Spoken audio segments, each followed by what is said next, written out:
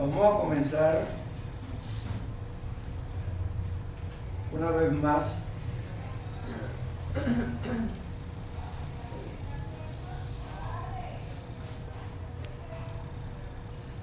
tuve dificultad para venir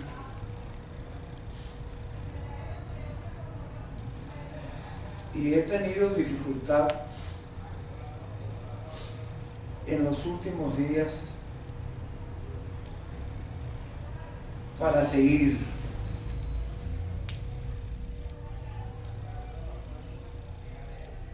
Hasta tuve la fantasía, porque fue una fantasía, que iba a detener la conferencia.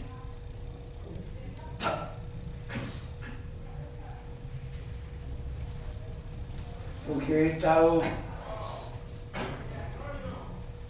como muy,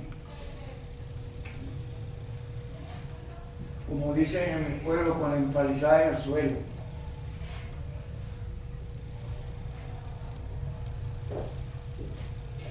Con el ánimo bajado. Porque encuentro la necesidad de ayudar a personas y queriéndolos ayudar no lo permiten. Es como, yo lo he dicho en otras oportunidades, es como sentirse que se ha arado en el mar. El fin de semana fue para mí fuerte, catastrófico.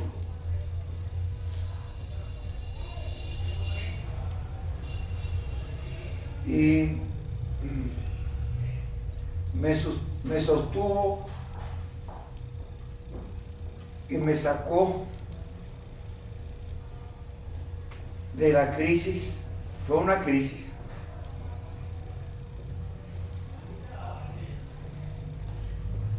Hasta había quedado incomunicado prácticamente. No quería tener ninguna comunicación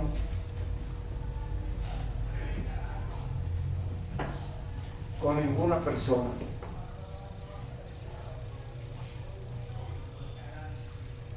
Y me sacó de ese abatimiento lo que me decía siempre mi papaito. Él me decía: Luisito, los principios no se negocian. Es sí o sí. Ese pensamiento me fortaleció un poco y después escuché la prédica del pastor Dante, que él decía que como que si los cristianos querían ponerle un límite a Dios, como que no cruces el límite, como que yo puedo ayudarte, pero es como un convenio, que no me pase esto ni aquello. Fue una prédica muy aleccionadora. Y entonces me puse a analizar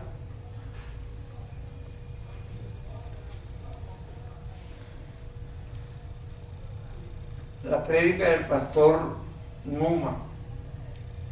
El pastor Dante es un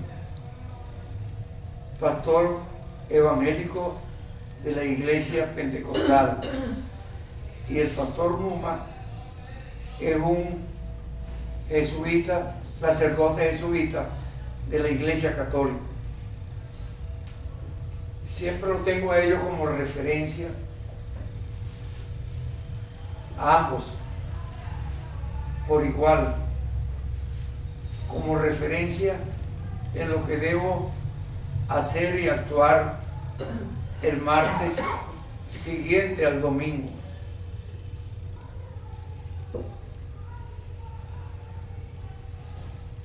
Tuve que analizar la prédica de Numa y encontré un enriquecimiento muy grande, muy grande, fuera de serie.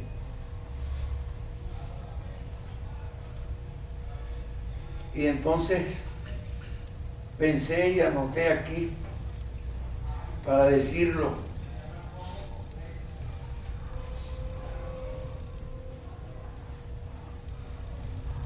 Ojalá que las cabezas, lo dije en plural, de la iglesia, lo dije en singular, comprendan lo que Cristo dijo.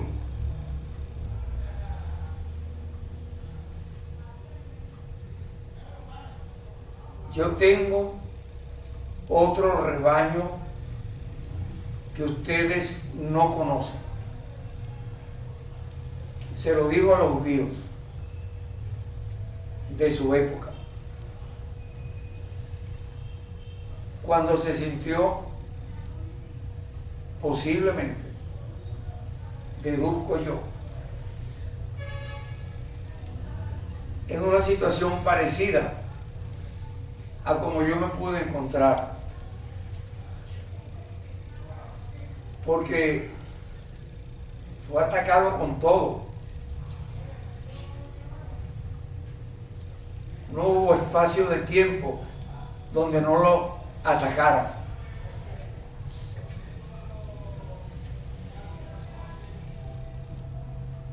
Y él le dice a los judíos de aquel tiempo: yo tengo otro rebaño que ustedes no conocen, y habrá un solo redil y habrá un solo pastor.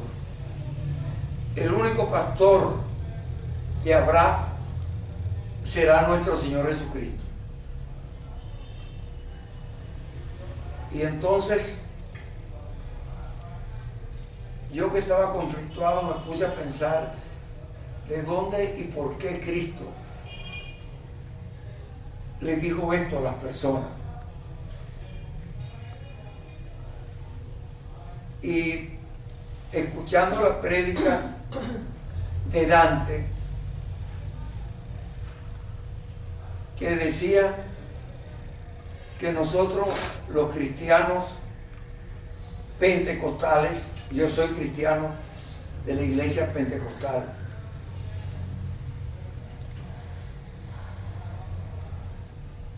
ponemos siempre y hablamos como de Tomás, ver para creer, y a veces cuestionamos esa acción de Tomás, y Dante hablaba de la credibilidad de Tomás,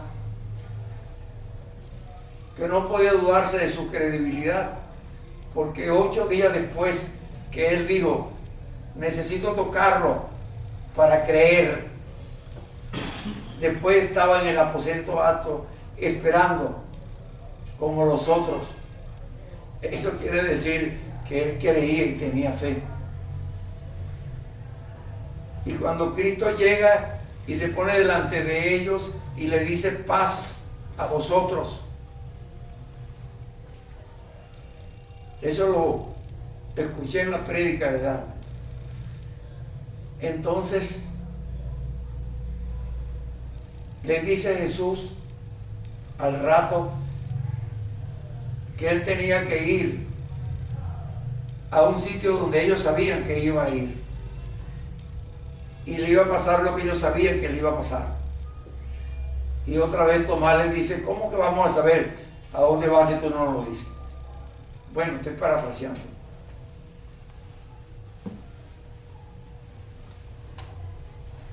¿Cómo vamos a saber para dónde vas? ¿Y cómo vamos a saber qué te va a pasar si tú no lo dices? Entonces, era como que necesitaba estar en coherencia con el pensamiento de Cristo, como con certeza de lo que pueda pasar o no pasar.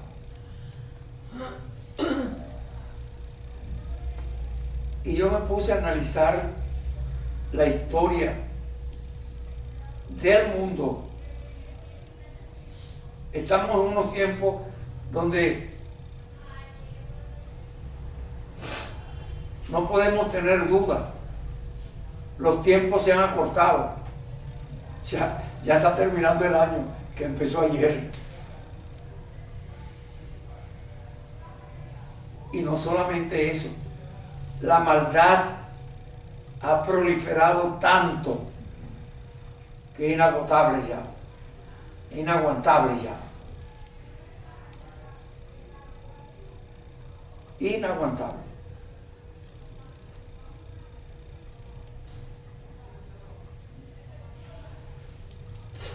Yo tenía dificultad para venir y no podía venirme. Y hablé con un libre, y hablé con otro libre, y hablé con otro libre, y hablé con muchos libres.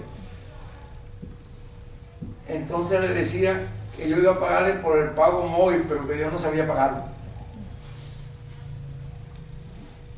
Que se lo podía transferir después, o que le decía a mi secretaria que le iba a pagar, que le pagara de ella a ella. Los tipos me veían con cara de ladrón. Yo lo que hacía era reírme de ellos. Hubo uno que le di mi tarjeta y me respondió que cualquiera hacía una tarjeta así. Y me agregó algo más. Y con esa característica cualquiera la hace.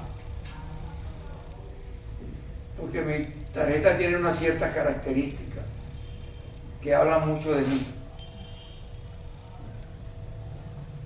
Y yo dije, voy a comenzar a dar la conferencia hablando de mí.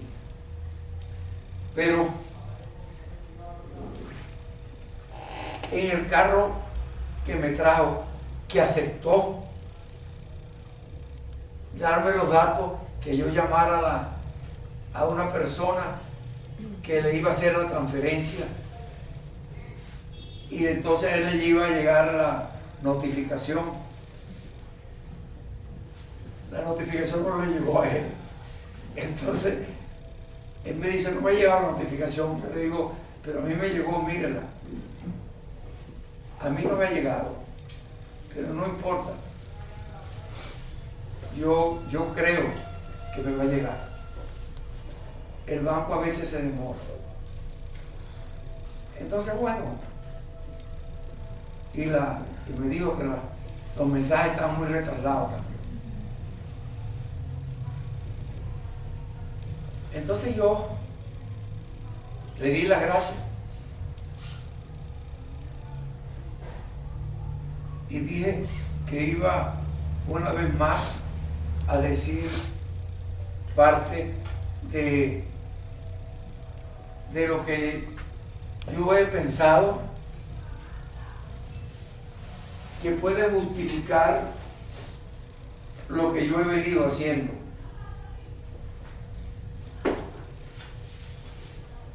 He venido haciendo desde que estaba de jefe de servicio en el Hospital de los Magallanes.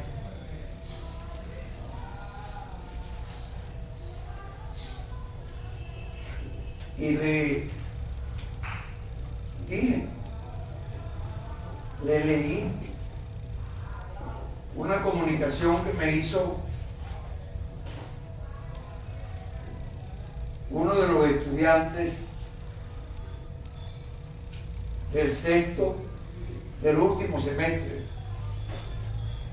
creo que es octavo y noveno semestre, de psicología de la Central. Quería leer esa carta junto con otros aportes que puedo dar para entrar en la pelea que tengo que empezar.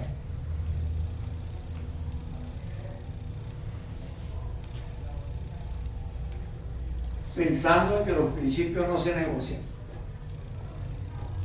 Tengo que empezar una pelea, que ya la empecé, pero es que como que tengo que empezarla de nuevo, porque la gente se retrotrae. Y pensando en eso, cuando venía en el carro,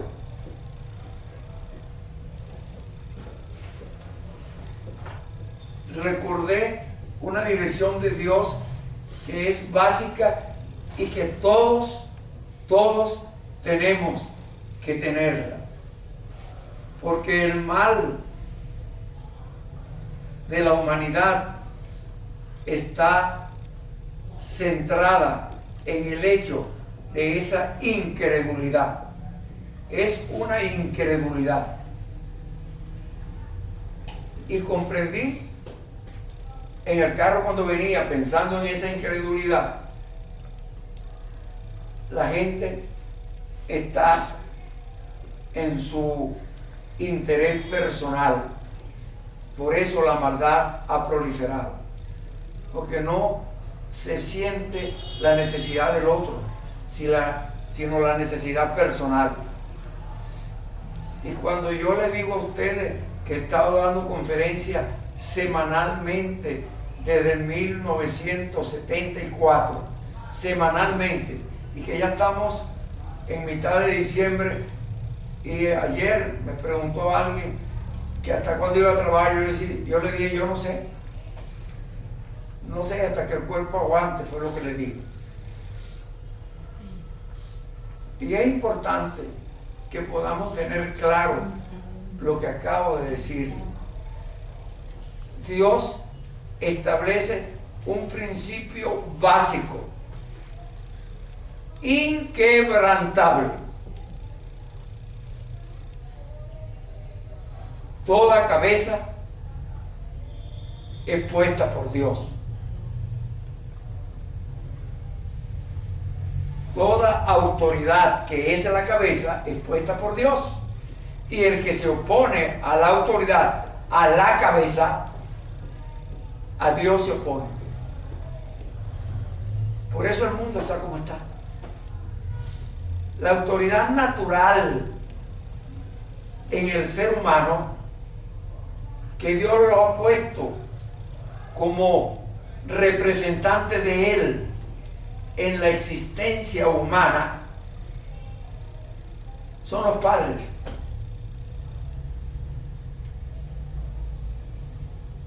Y Dios ha dicho en muchas partes cosas que nos hacen obligantes respetar la autoridad. Y la autoridad de los padres es inquebrantable. Y los padres deben tener claro, absolutamente claro, sin duda alguna. Y hay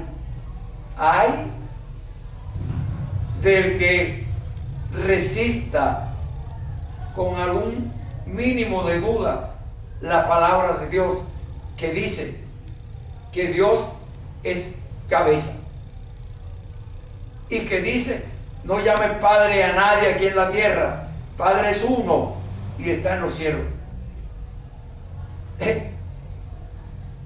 Hay que coger palco. Y si vemos el libro de Efesios, le dice a los padres: el padre que no disciplina aborrece. Pero también le dice: no llames a ira, no invites a ira a tus hijos. El padre que invita a ira a sus hijos ha dejado de ser padre. ¿Se está entendiendo? ¿Por qué digo que ha dejado de ser padre?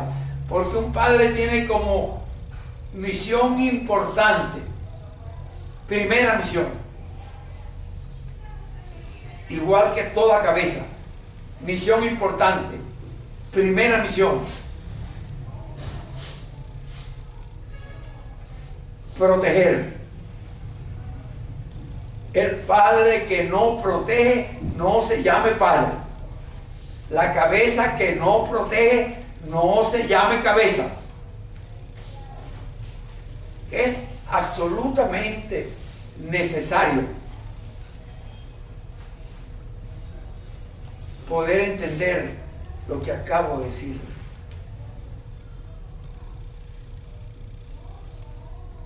Y el hijo que no respeta la autoridad, sino que se hace contumaz y rebelde. ¿Qué quiere decir contumaz y rebelde? Le buscamos 5 patas al gato, tiene 4 nada más. El gato no tiene 5 patas, tiene 4 nada más. El hijo contumaz y rebelde es el que se revela a la disciplina del hogar, que es puesta por el padre, que es cabeza del hogar.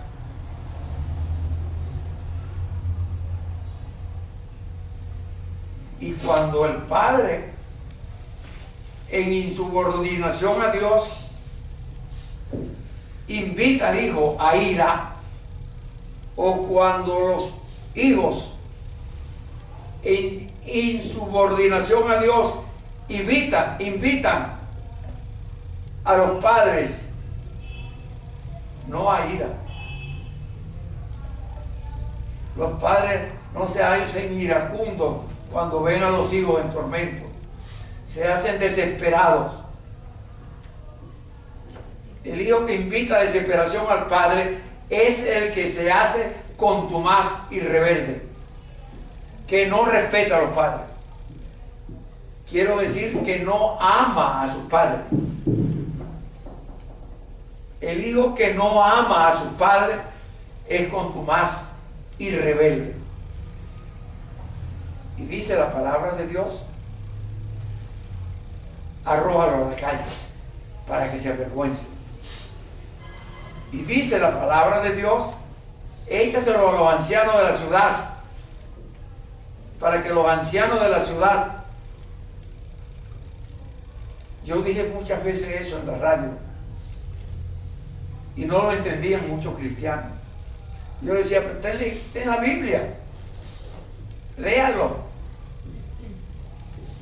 Y dice: llévenselo a los ancianos de la ciudad, para que los ancianos de la ciudad lo lleven fuera de la puerta de la ciudad y lo apedreen hasta la muerte.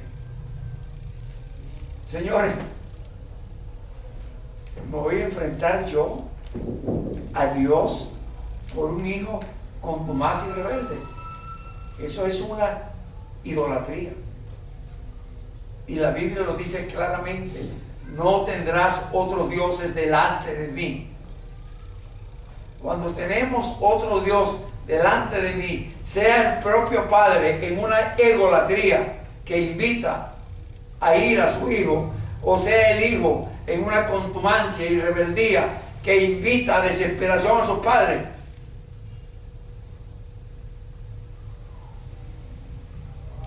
se está faltando el principio más importante de la Biblia: no tendrás otros dioses delante de mí. El principio más importante de la Biblia. La egolatría y la idolatría llevó al pueblo de Israel 75 años de esclavitud a Babilonia. Lo pasamos por alto, no lo discernimos, no lo analizamos. Tomamos a la palabra de Dios a la ligera, interpretándolo por lo que la palabra dice. No, amigos míos, interpretemos la palabra de Dios por lo que el espíritu de la palabra dice. Hay un ejemplo claro. A Cristo le criticaron los judíos de su tiempo fariseos, que trabajaba el día sábado. Y la ley establece que no se trabaja el día sábado. Y Cristo le respondió, interpretando con el espíritu de la palabra: mi padre y yo trabajamos el sábado. ¿Para dónde van a coger? Dijeron que no se lavaban las manos antes de comer. Y él le dijo: el que está limpio no necesita lavarse. Pero la Biblia, la ley lo dice. Pero él dijo: el que está limpio no necesita lavarse. Lo que hace daño al hombre no es lo que entra por la boca, que la mano lo ha ensuciado. Estoy parafraseando. Lo que hace daño al hombre no es lo que entra por la boca, que la mano lo pudo haber ensuciado.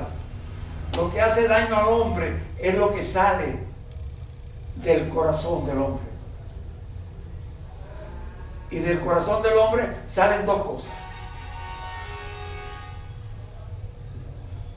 o amor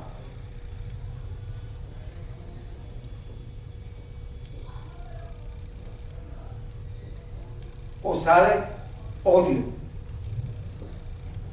Porque el que no ama aborrece. Aborrecer es odiar. Y la palabra de Dios nos dice en el Evangelio de Juan, en el capítulo, en la primera carta de Juan, en el capítulo 3, nos dice claramente, en el capítulo 3 y en el versículo 15, el que aborrece a un hermano es un asesino. Es odio. ¿Se está entendiendo? ¿Ah? ¿O hay duda? Para mí es sumamente importante lo que estoy diciendo. Los tiempos se han acortado. Estamos en los últimos tiempos. La gente se está perdiendo. Caminan como borregos al matadero. No hay amor, no hay misericordia, no hay piedad, no hay benignidad. Y lo que Dios nos enseñó en nuestro espíritu, se lo dije en la conferencia pasada, hicimos un ejercicio de eso. Nos lo enseñó en el útero de nuestra madre. Dios nos hizo a todos nosotros, los seres humanos, nos hizo hijos suyos en el vientre, en el útero de nuestra madre. Él nos tejió a su imagen y semejanza. Él nos hizo espíritu porque Él es espíritu y nosotros somos espíritu, no somos cuerpo físico. Él nos hizo amor porque somos amor. Él es amor y nos hizo amor. Somos amor. ¿Y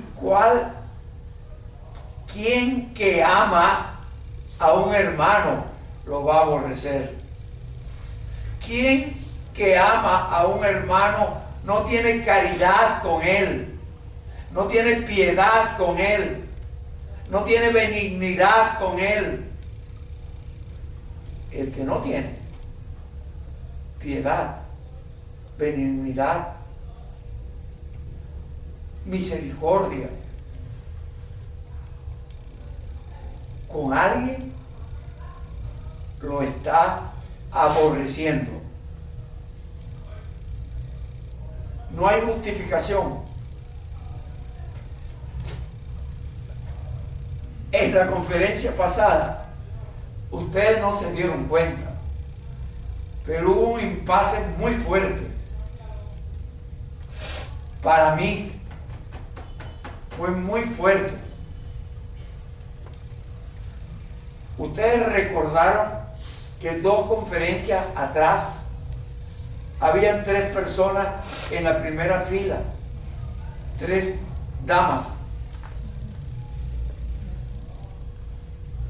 una algo mayor y dos menores en los extremos. Y yo me acerqué a la que estaba en el medio para hacer lectura de su rostro, porque era un rostro idéntico al de una paciente que yo había visto el día anterior.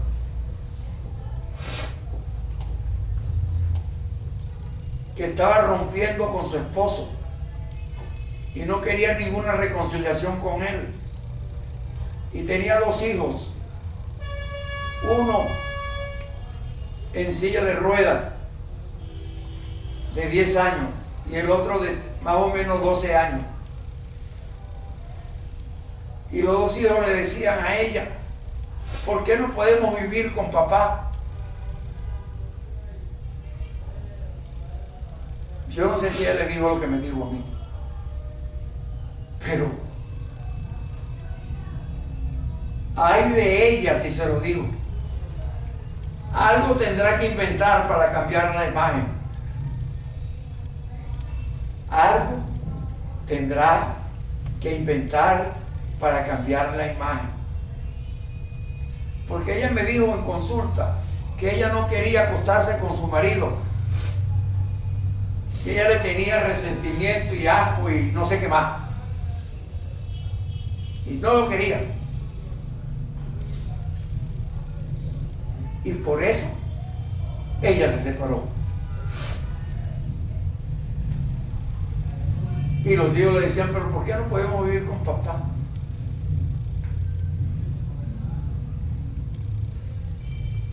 Entonces yo le pregunté a ella y se lo dije en la conferencia.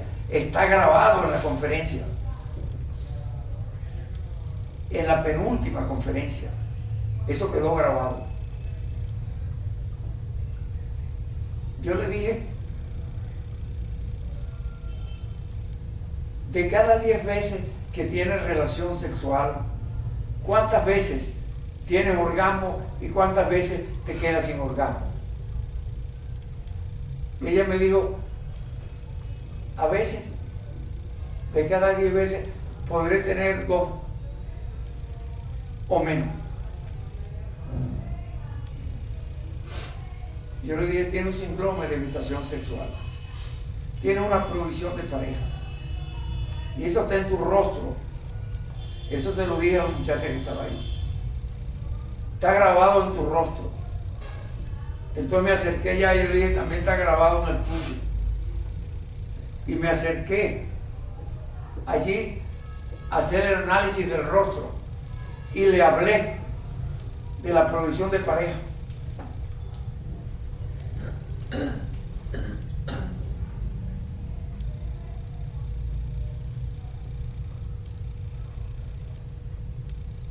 Y entonces veo a las otras 2 personas que están al lado de ella y pienso y lo digo: parecen familia.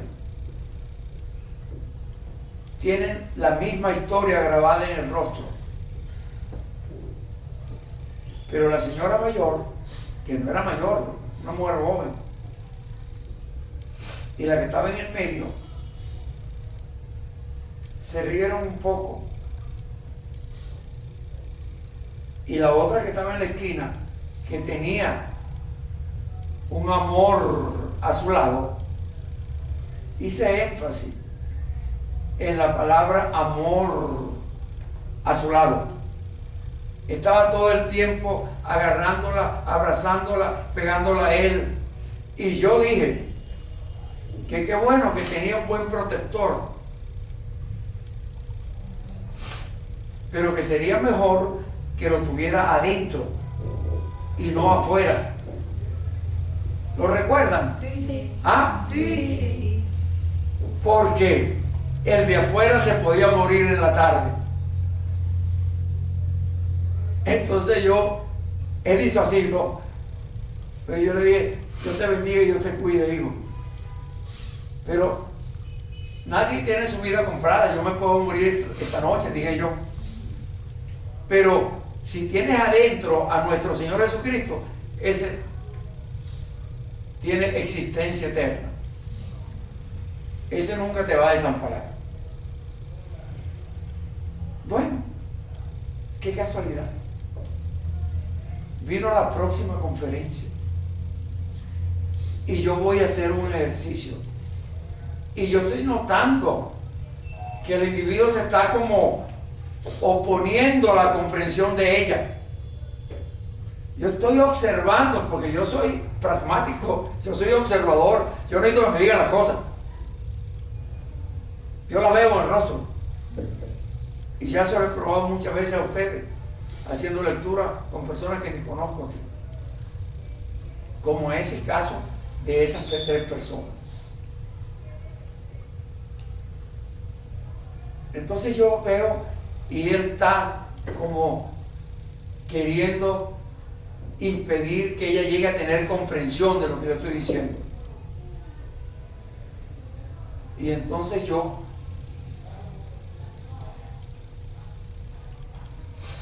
que no le guardo tapujo a nadie, dije, el que no quiera hacer el ejercicio que voy a hacer, que se vaya. Porque yo no quiero que esté aquí con los ojos abiertos. Y si se queda aquí, que cierre los ojos. Porque no quiero que esté con los ojos abiertos, porque me va a perturbar en el ejercicio.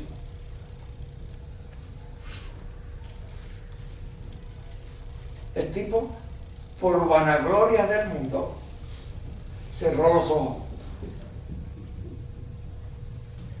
Porque si no cierra los ojos, se va a ver como confrontado por la gente que estaba aquí. Y aparentemente él hizo el ejercicio. Pero tan pronto terminó el ejercicio, que yo voy a explicar las cosas, él se levanta para irse.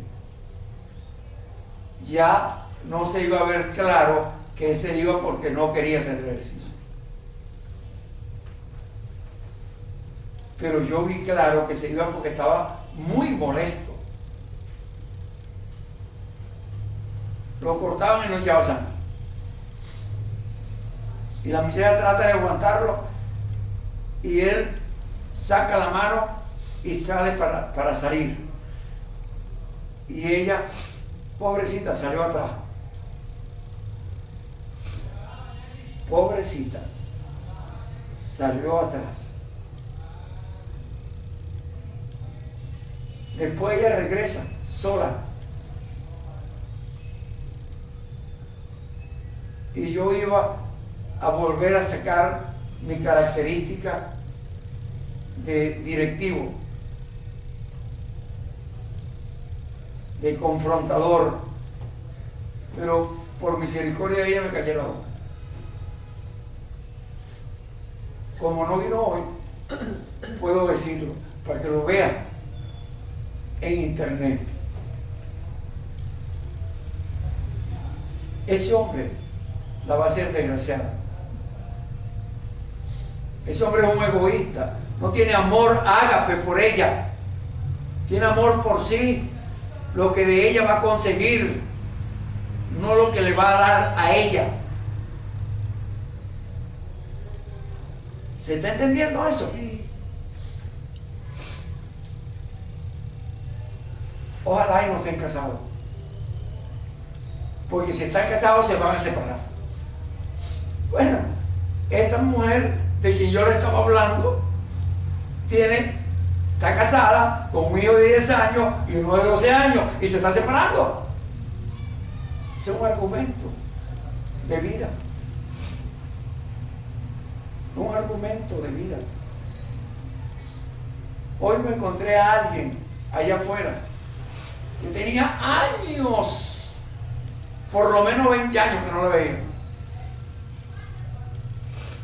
Uno de mis pacientes más queridos.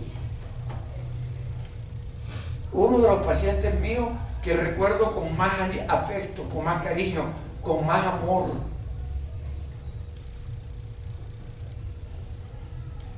Cuando la veo me sorprendo y la saludo.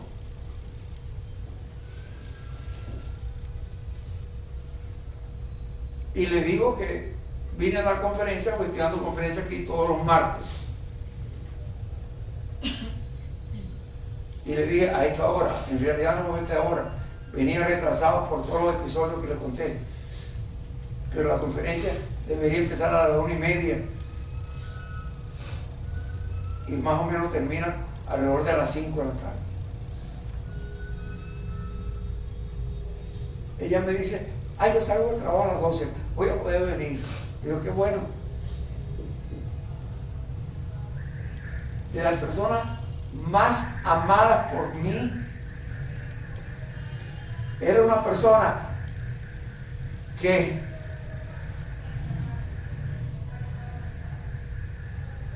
las manos se le movían como un papelito de miedo, de inseguridad, de confusión.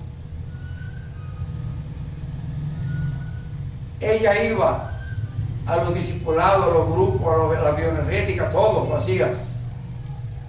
Era cristiana, como pocos cristianos yo he visto.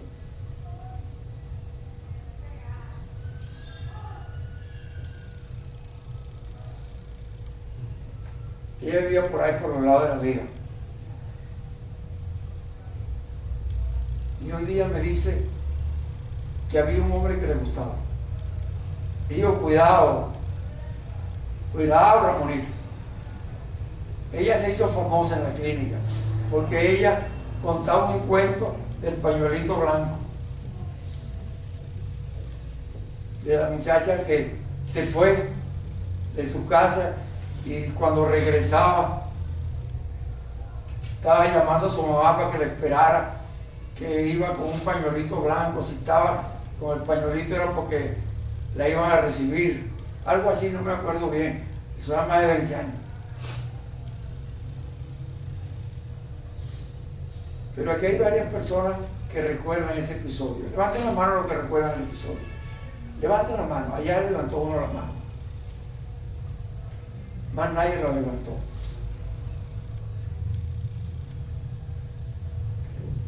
La otra persona que no la levantó es la artista del cuento.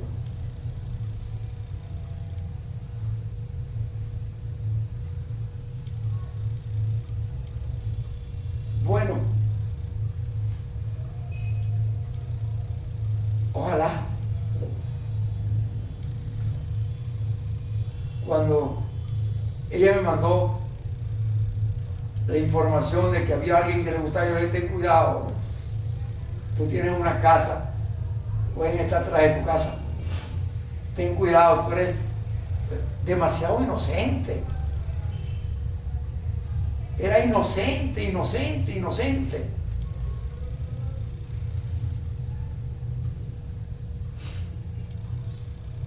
Yo no he visto un paciente más inocente que ella en la clínica, más tierna, más amorosa y más sincera que ella. Para mí, ella era una estrella del cielo puesta en la tierra.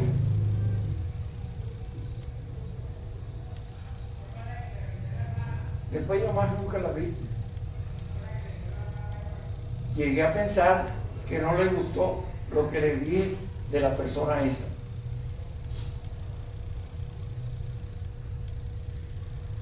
La advertencia que le di. Llegué a pensar eso. Pero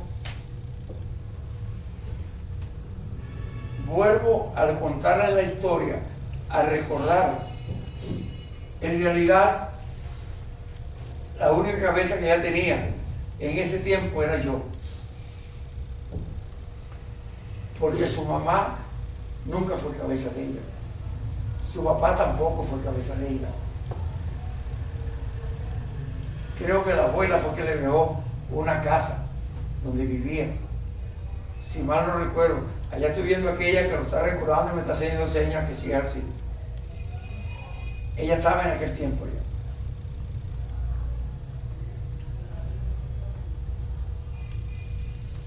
Bueno,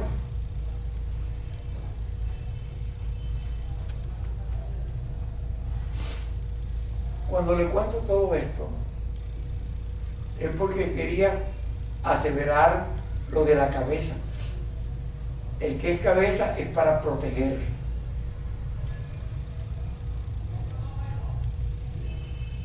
Y cuando tenemos una cabeza, debemos dejarnos proteger por la cabeza.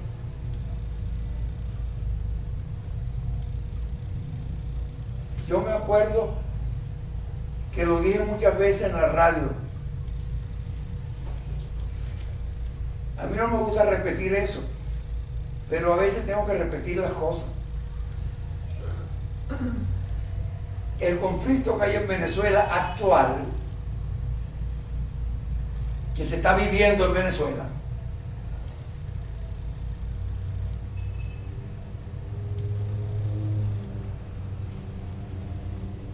es un conflicto que arrancó cuando a alguien se le ocurrió atacar la cabeza del país en la célebre Plaza Altamira.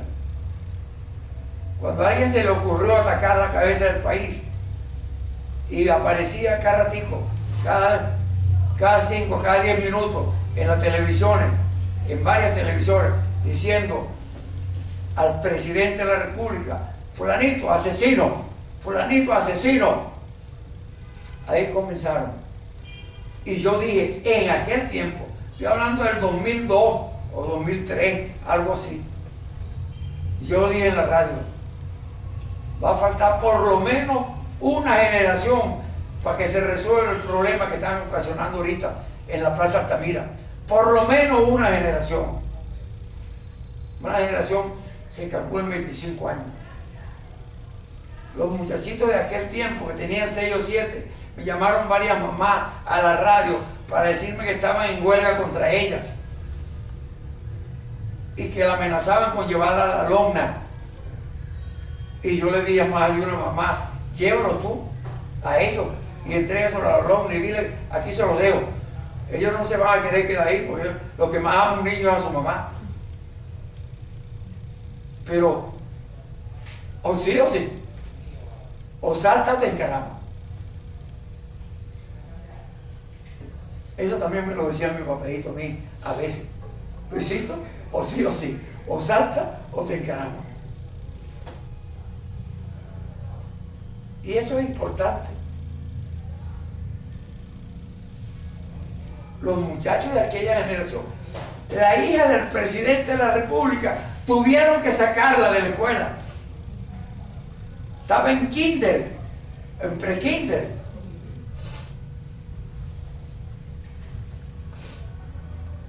En una institución militar. Y le decían los compañeritos: tu papá es un asesino, tu papá es un asesino. Y la pobre muchacha llegaba a su casa llorando. Y el papá la mandó para el interior. Y por su país, la familia se destruyó. Porque él mandó a la familia para el interior para proteger a su hijita. Pero seguía aquí protegiendo al país.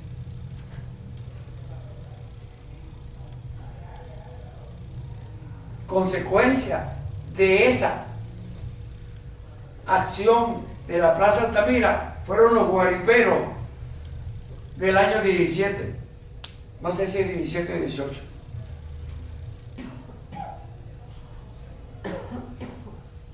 Yo nunca me estaba metiendo en política, pero sé que había unos guariperos por allá por el este, y eso es consecuencia de esa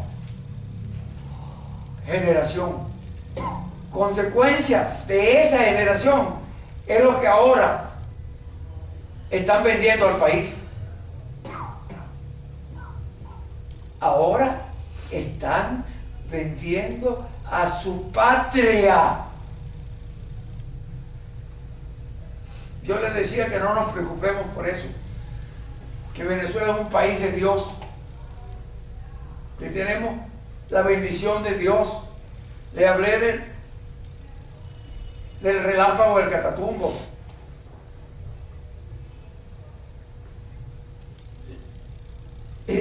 Y hay secretos de Estado que hablan de riqueza que no están publicadas y no la quieren publicar, por eso está en secreto.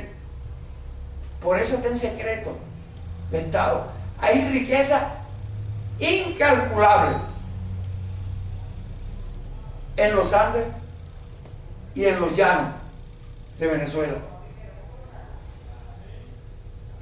Tenemos al país más rico del mundo.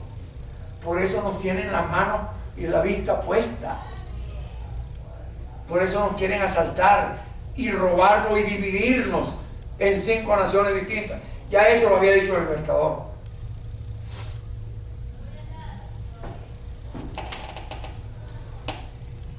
O amamos a nuestra patria o nos quedamos expatriados. Podríamos llegar a ser como los esclavitos del continente negro. Nosotros pertenecemos al continente indio. Nos han robado muchísimo. Muchísimo. La otra vez en una conferencia yo les dije, Guaycaipuro Guantánamo dijo en una carta, más de 17 millones de kilos de plata, 17.000 millones de kilos de plata se llevaron los conquistadores europeos. Cerca de 700.000 kilos de oro se llevaron los conquistadores europeos. Eso es nuestro. Y Guaycaipuro Montano, haciendo un balance de lo que se habían robado, él no decía robado, vamos a suponer, decía él, que se lo llevaron en préstamo. Y yo dije que préstamo nada, eso es un robo. Nos robaron. Él decía que si le cobráramos lo que le dimos en préstamo, la mitad del norte de Europa o todo el norte de Europa nos lo tenían que devolver en pago de lo que se habían llevado. ¿Ustedes saben lo que significa eso? Nosotros, los del continente indio, somos los verdaderos dueños del norte de Europa. Nos lo deben, pagándonos al 10%, decía él. ¿Qué tal que nos pagaran el 30% que están cobrando ahorita? O al 80%. O que nos pagaran en dólares como lo están pagando ahorita.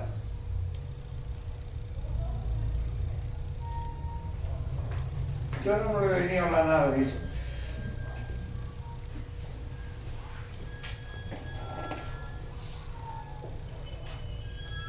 Lo que sí anoté yo que aquí para hablarle el poder de la fe,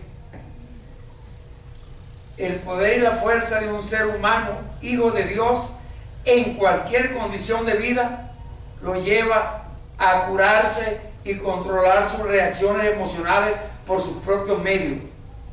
Se aprende a sentirse hijo de Dios y a respetarse como quien es. Desde el útero, antes de nacer, un hijo de Dios. Tenemos principios dados por Dios, que era lo que yo estaba tratando de hacer en lo que yo he llamado psiquiatría revolucionaria. ¿Cómo podemos curarnos a nosotros mismos? Curarnos de cosas físicas, de cosas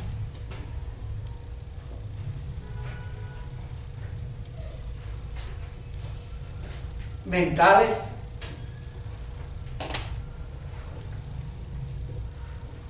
y de cosas espirituales. Yo le leía en las dos últimas conferencias el descubrimiento que hicieron los rusos, y que lo publicaron hace como 4 meses. Y yo le decía que ese descubrimiento ya yo lo estaba haciendo en mi consultorio desde el 1974, Y yo hacía reprogramaciones de vida utilizando lo que ellos encontraron ahora como descubrimiento. Bajando el biorritmo cerebral. Yo hacía reprogramaciones de vida en modelos terapéuticos donde bajaba el biorritmo cerebral sin decir que era el biorritmo cerebral. Yo no sabía que era el biorritmo cerebral. Lo supe ahora, pero yo lo estaba haciendo desde el 1974 en mi consultorio, haciendo reprogramación de vida. Y esa muchacha que le estoy diciendo, que se movía como un papelito, las manos, no podía hablar del susto.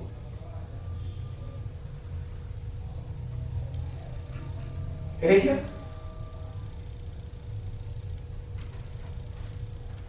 la última vez que habló conmigo por teléfono, por mensaje de teléfono, fue para decirme que había una persona que le interesaba. Ya se le habían perdido los miedos. Ya se le habían perdido los miedos. Yo dije, ojalá sea bueno, ten cuidado, porque ella era demasiado ingenua. Estos rusos encontraron que la oración no solo regula todos los procesos del organismo humano, sino que también repara la estructura de la conciencia más afectada, de la mayor locura. Y eso era lo que yo venía hoy a hacer ahí.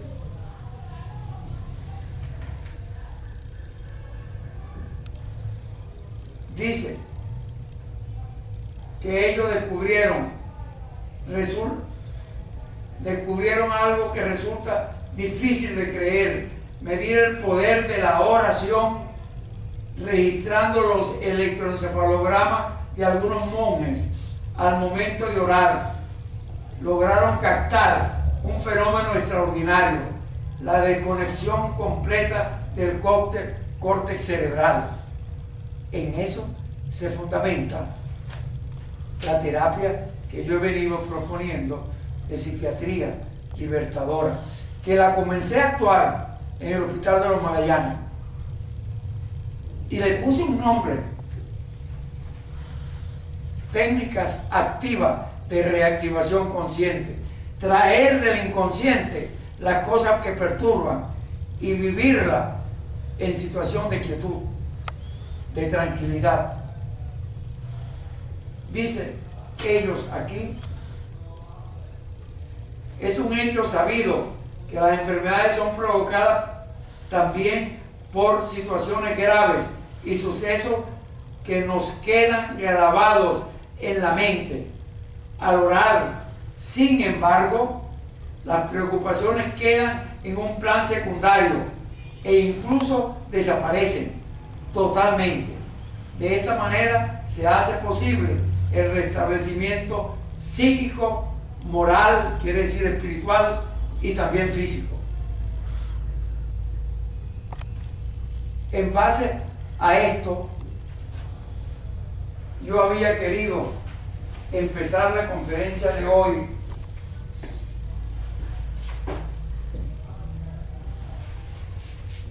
con la información que puse allí, pero quería leer, porque nunca le he podido leer por completo,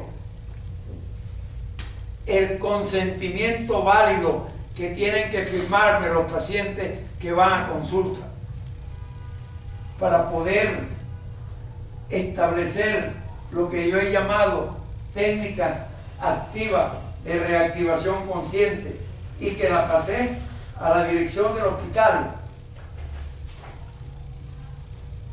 Cuando la establecí en el 25 de julio del 2001, la pasé a la dirección del hospital, lo que yo llamé anexo de comunicación del sistema de psiquiatría, del servicio de psiquiatría,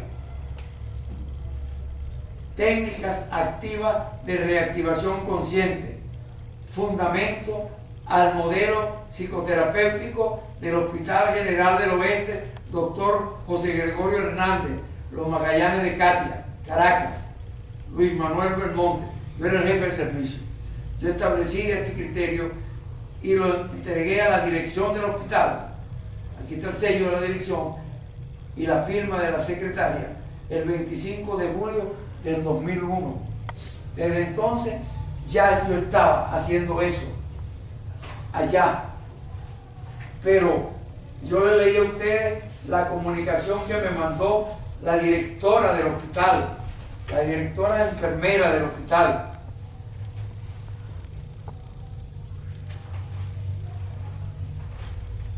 Y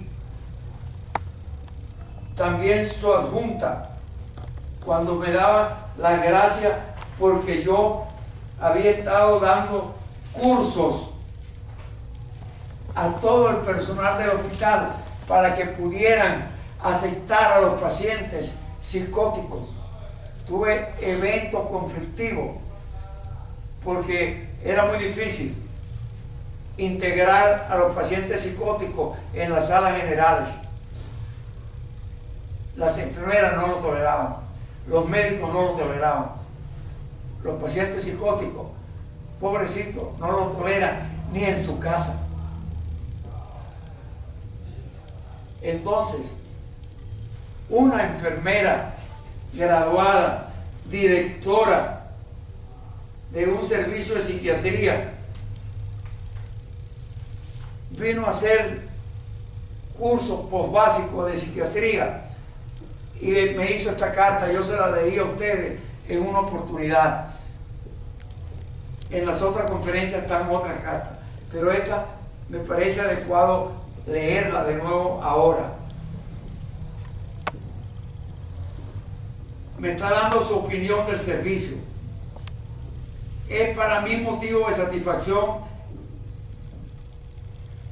el estar realizando pasantía por este servicio como enfermera profesional integrante del curso postbásico de administración de los servicios de enfermería, ya que en él he obtenido la experiencia y los conocimientos psiquiátricos necesarios para el desempeño de mis funciones como enfermera jefa del hospital psiquiátrico donde trabajo. Ella era jefa de un hospital creo que de Falcón. El aprendizaje obtenido en este servicio ha sido muy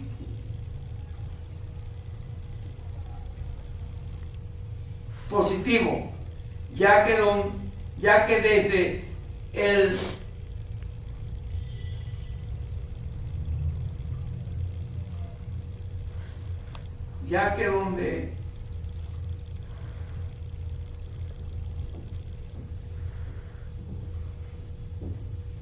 desde el punto de vista profesional me da la oportunidad de transmitir estos conocimientos al personal de enfermería del hospital donde trabajo y desde el punto de vista personal me han ayudado en mi crecimiento y desarrollo personal.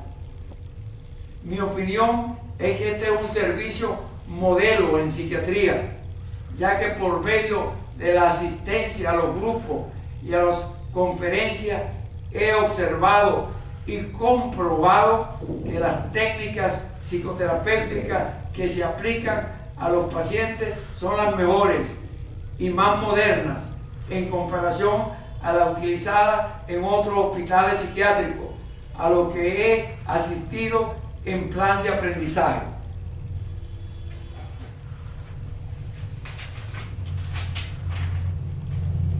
Dice, continúo leyendo, al asistir continuamente a los grupos me ha permitido tener una idea clara de por qué se aplican estas técnicas psicoterapéuticas a los pacientes. Considero que el asistir continuamente a los grupos es importante, ya que nos permite conocer la conducta de los pacientes desde su ingreso y los cambios que estos experimentan con esta forma de psicoterapia hasta llegar a su recuperación. Se curaban pacientes psicóticos, pacientes esquizofrénicos. Ahí tengo las pruebas de que se curaban. Lo he dicho en otra conferencia. Aprovecho la oportunidad para expresar mi agradecimiento a usted y a su equipo de trabajo por los conocimientos y la gran colaboración que me han brindado durante mi estancia como pasante en este servicio. Atentamente, Delcy de Briceño, integrante del curso postbásico Administración de los Servicios de Enfermería. Eso fue en el año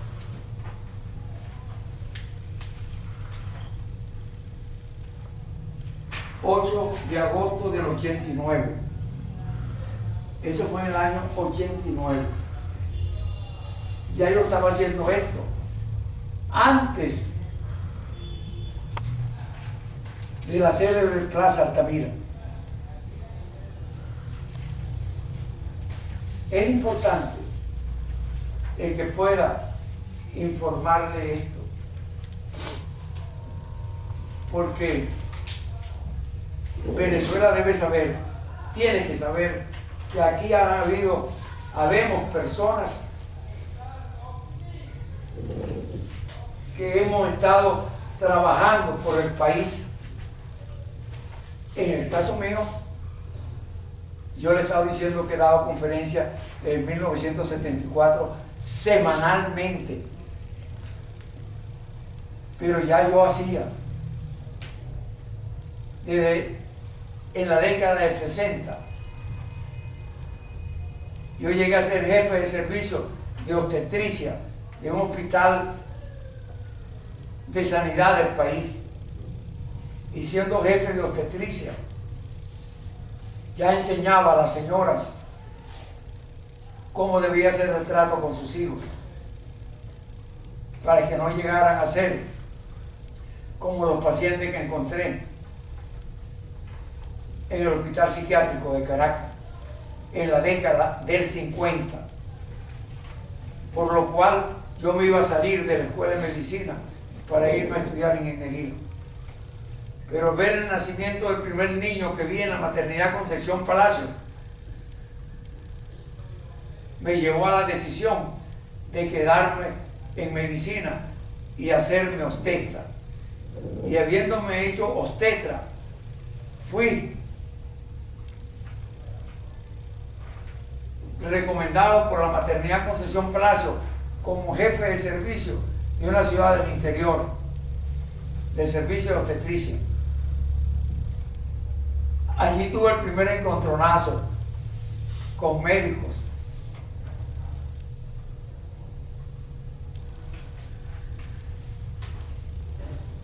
Un encontronazo que me llevó a hacer un informe que se lo llevé al ministro de Sanidad y que originó la salida de médicos del hospital, la salida del director del hospital,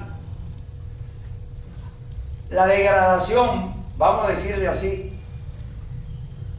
porque al jefe de departamento de ginecobstetricia del hospital, donde yo era el jefe de servicio de obstetricia, al jefe del departamento de ginecobstetricia lo pusieron de adjunto y trajeron a un nuevo jefe de la ciudad del Tigre para la ciudad donde yo estaba. Esa fue una revolución que me llevó a enfrentarme incluso con el presidente del colegio médico, y le dije que yo era médico, él tenía que defenderme a mí, y que yo era un médico que ellos estaban esperando. Él era un médico internista y yo fui el obstetra de su esposa y yo le atendí su primer hijo. Estaban esperando que yo llegara a la ciudad para mandarme a los pacientes.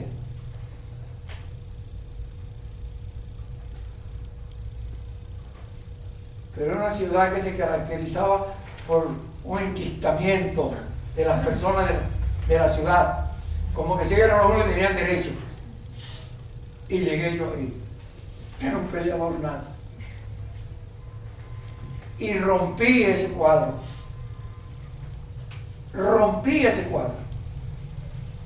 me enfrenté a toditos.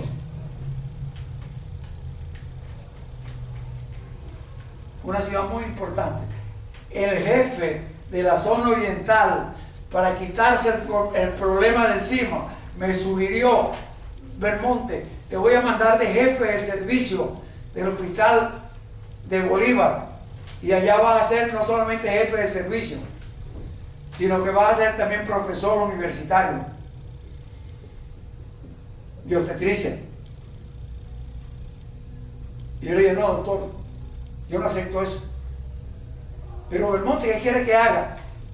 Lo que yo quiero que haga, doctor, es que haga lo que debe hacer, lo que tiene que hacer. Aquí se están muriendo niños por desidia, por irresponsabilidad, y yo no lo voy a aceptar. Se han muerto señoras por irresponsabilidad, y yo no lo voy a aceptar. Un médico está de guardia, no se puede ir para otra ciudad. Como que si no tiene importancia la guardia que hacen en el hospital. Eso no puede ser. Además, quiero decirle que cuando a mí me nombraron jefe de servicio aquí, de esta ciudad, ya yo era profesor de la Universidad Central de Venezuela. Yo era profesor, yo daba clases de anatomía en la Universidad Central de Venezuela. Y me vine para acá. Así que resuelva lo que tiene que resolver. Y si a mí es que tienen que votarme, vótenme. Pero vamos a pelear. Si a mí es que tienen que votarme, vótenme. Pero vamos a pelear. Tuvo que ir el ministro a resolverlo. Y el ministro lo resolvió.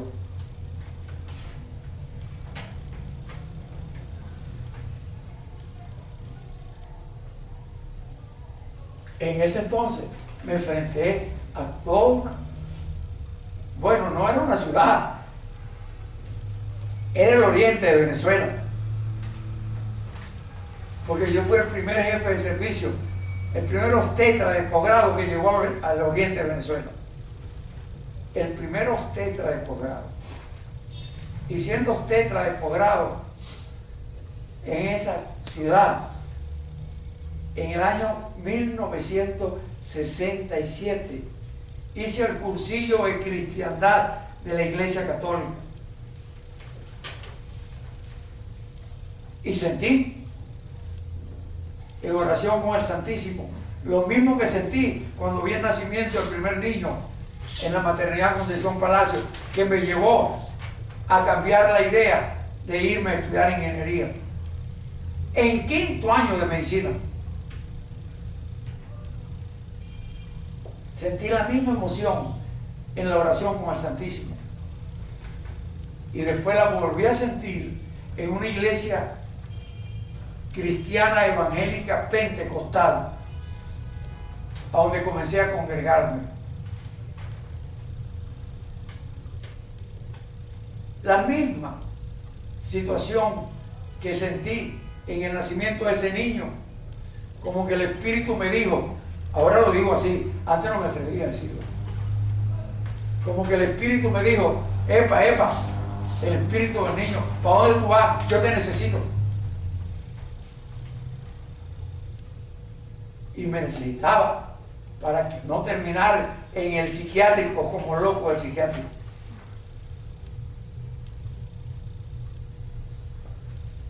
Esto es importante.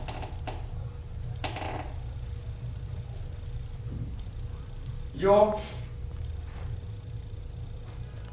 iba a leer lo que ya leí, pero voy a concluir lo que nunca he concluido. He querido comenzarlo en diferentes oportunidades y lo he dejado por mitad. lo que yo he llamado consentimiento válido, que todo el que entra a mi consultorio a tener terapia conmigo tiene que firmarme este consentimiento válido. Dice así: por medio, quiero que quede grabado esto, por medio de la presente, yo, fulano de tal, cédula tal, expreso y certifico a través de este convenio terapéutico que he recibido y continúo recibiendo la información veraz y suficiente sobre el modelo terapéutico que se utiliza en mi proceso libertador. Yo hablo de psiquiatría libertadora. ¿Por qué hablo de psiquiatría libertadora? Porque a mí me dieron en enero del 85 una placa. Estoy enseñando la copia fotostática de esta placa que está en mi consultorio, en el escritorio de la secretaria. Esa placa dice: no solamente el gran libertador Simón Bolívar ni el venerado apóstol José Martí fueron grandes maestros al enseñarnos lo que era la libertad. También hoy existe un gran maestro y gran ser humano, doctor Luis Manuel Belmonte, quien nos está enseñando a liberarnos de nosotros mismos, que es la verdadera libertad. Los alumnos del seminario, enero 1985, Miami, Florida. Y en ese tiempo, o en un tiempo parecido,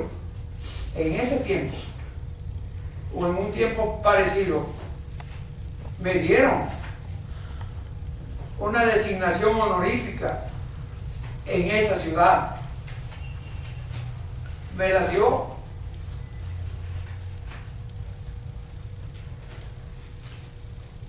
yo daba conferencias mensualmente allá. Yo no había enseñado esta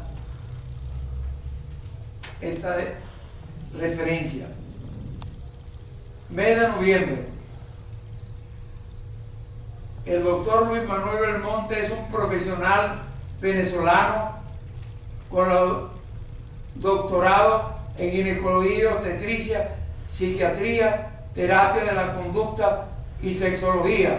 Su experiencia en los campos docentes como ginecólogo y obstetra, en cirugía y psiquiatría, así como su continua participación en congresos nacionales e internacionales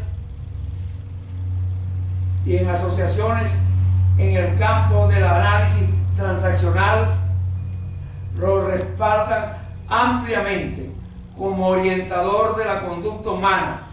El doctor Belmonte ha estado guiando con su seminario a cientos de personas en la comunidad de Miami por espacio de más de 3 años. Ahora nos ofrecerá una conferencia muy iluminadora sobre el porqué de los conflictos internos en la persona humana. ¿Se está leyendo? Mes de noviembre, conferencia jueves 13, enfermedades psicosomáticas, como nuestra mente proyecta en el cuerpo la consecuencia de conflictos internos nos resulta a nivel inconsciente. Enfermedades tales como el cáncer, asma, artritis y otras muchas más pueden ser solamente el síntoma de una enfermedad real que se origina en nuestro subconsciente. Nuestra coordinación natural es la de total salud. Nuestra condición natural es la de total salud del cuerpo y mente. Nuestra condición humana, hijos de Dios, es una condición natural, total salud de cuerpo y mente. Eso es lo que están ahora publicando los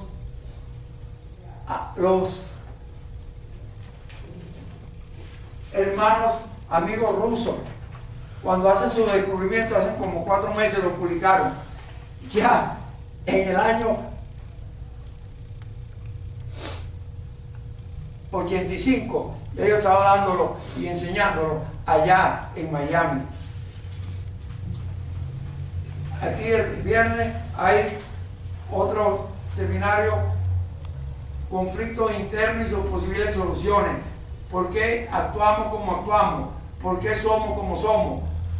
Causa y origen de estrés, tensión.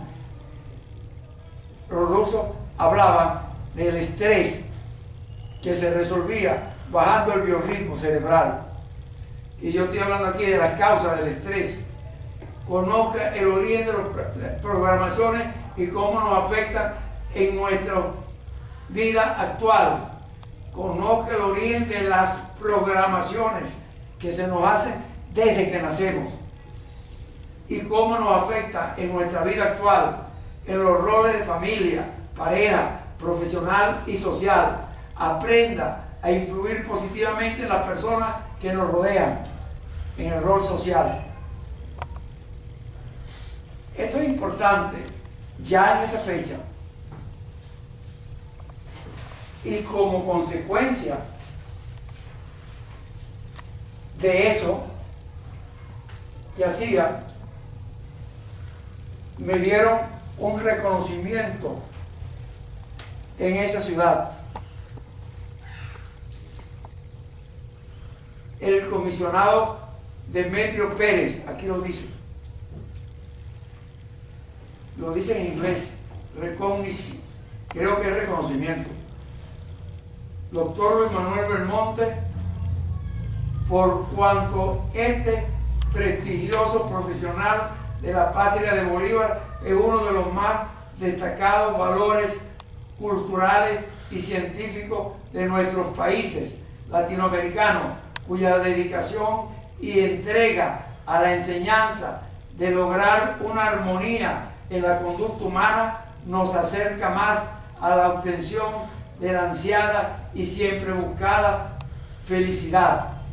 Por tanto, damos la más cordial salutación al distinguido visitante, doctor Luis Manuel Belmonte, que con su dedicación y su divulgación científica contribuye a fortalecer la cultura de nuestro progresista área mayamense. ¿Se está leyendo?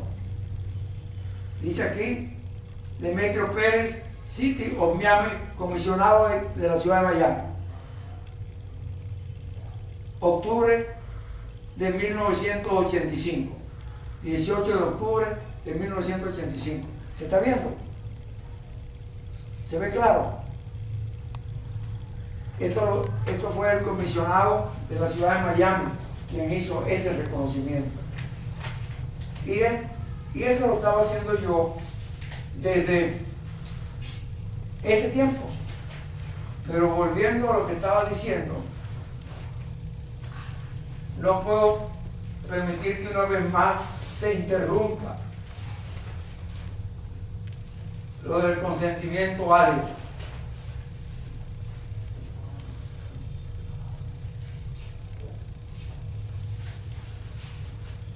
Así que lo voy a concluir.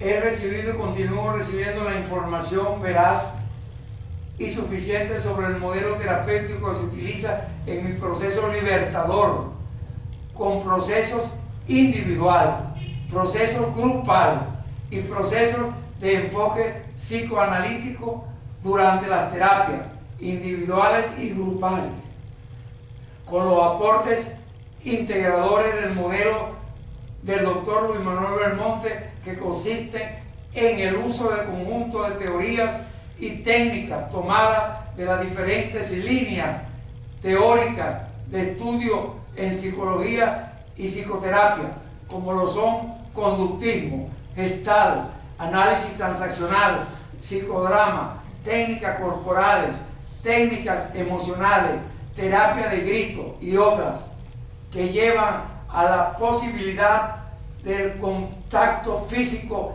entre los pacientes y entre los pacientes y el terapeuta. Asimismo, este modelo vermontiano incluye un trabajo de orden espiritual que permite al individuo reconciliarse y acercarse a Dios, permitiendo la vinculación positiva y el uso libre de su religión. ¿Se está leyendo? Entiendo y acepto que a través del proceso de psicoterapia, análisis bioenergético, modelo vermontiano, se produce una movilización emocional que se realiza a través de ejercicios de tensión dinámica, técnicas de sofrología y las llamadas técnicas del portal, que facilitan el traer a la conciencia situaciones infantiles inconscientes. Todo esto con la finalidad de realizar los cambios que sean convenientes sobre esas situaciones. ¿Se está leyendo? Que quedaron grabadas por condicionamiento en forma de respuestas automáticas. Aprendemos pragmáticamente por un aprendizaje cotidiano y se condiciona lo que aprendemos en nuestra mente inconsciente y vamos a actuar automáticamente sin razonar frente al conflicto. Eso es lo que yo le decía antes de esa persona que temblaba, tenía miedo de todo, no podía ni hablar siquiera. Y lo que hemos visto aquí en terapia de personas que han estado esquizofrénicos, catatónicos y han resuelto con estas técnicas.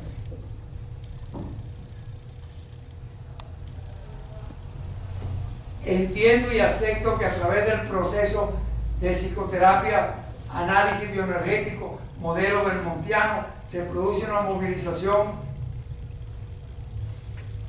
emocional que se realiza a través de ejercicios de tensión dinámica, técnica de sofrología y la llamada técnica del portal, que facilitan el traer a la conciencia situaciones infantiles inconscientes. Todo esto con la finalidad de realizar los cambios que sean convenientes sobre esas situaciones que quedaron grabadas por condicionamiento en forma de respuestas automáticas y que impiden el desenvolvimiento adecuado de las relaciones interpersonales, de la sanidad somática del cuerpo, enfermedades del cuerpo y psíquicas. Y yo puse aquí, entre paréntesis, enfermedades psicosomáticas. Comprendo y acepto además que este proceso es doloroso y que una vez se manifieste el recuerdo, bien sea por emoción, por pensamiento, por conducta en mi cuerpo o como vivencia total, se requiere que siga las instrucciones del terapeuta para poder cambiar visceralmente, quiere decir internamente, la respuesta corporal, es decir, cambiar la decisión infantil que se tomó sin recursos para sobrevivir. El niño toma decisiones porque no tiene recursos para sobrevivir en el medio en que está. La descalificación produce muerte, muerte física. La descalificación en un niño recién nacido produce marasmo infantil que se traduce en muerte física. La descalificación en niños o desde que nacen o en los primeros meses de nacido va a producir autismo. Más grave no puede ser.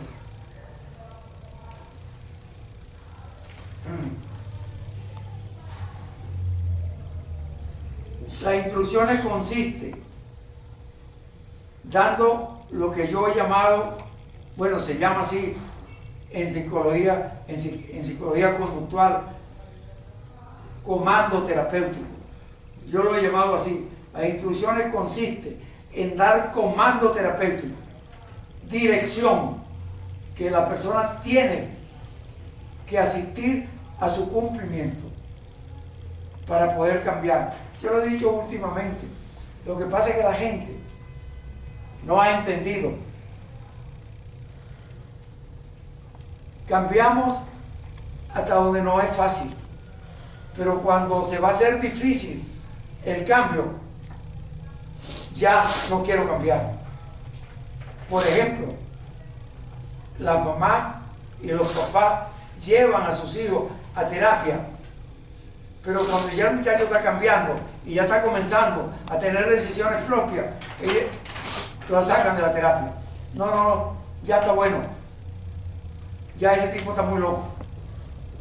Necesita querer seguir teniendo el control hegemónico, dictatorial.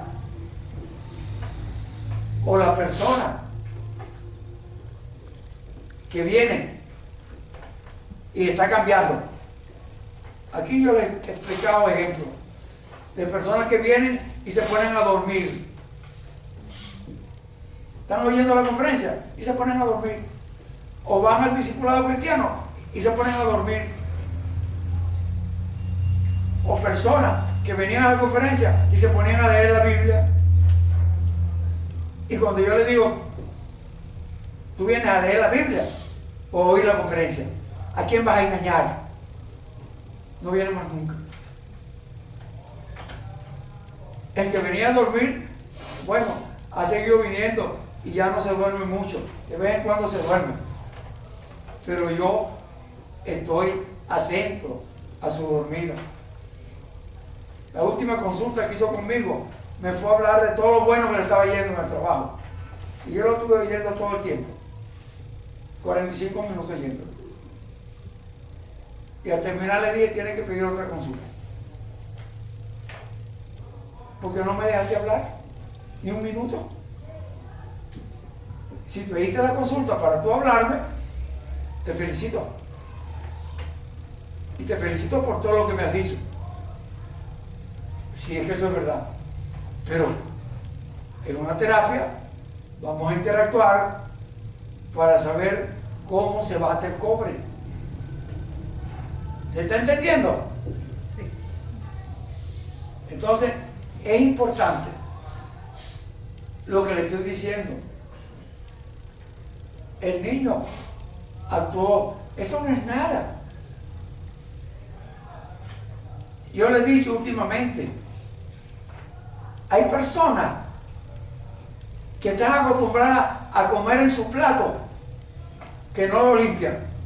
El plato está sucio y siguen comiendo en el plato sucio. Se van a contaminar,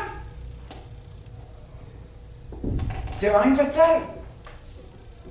Ese plato no sirve.